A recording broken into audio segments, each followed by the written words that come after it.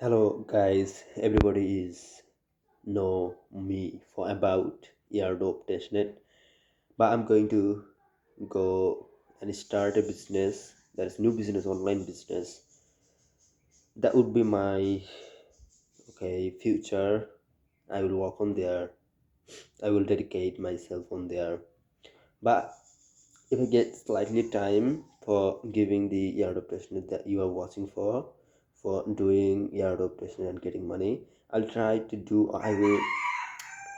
I will create separate channel for giving those video and tutorial about how to join in Airdrop.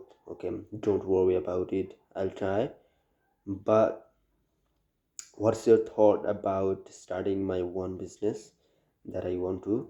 Cause of I'm just creating video. I'm doing Airdrop and I'm making tutorial video. Is that right, or I should start my one business? Okay, so no problem, don't worry. If I start my one business, I will start my one business. It's mandatory.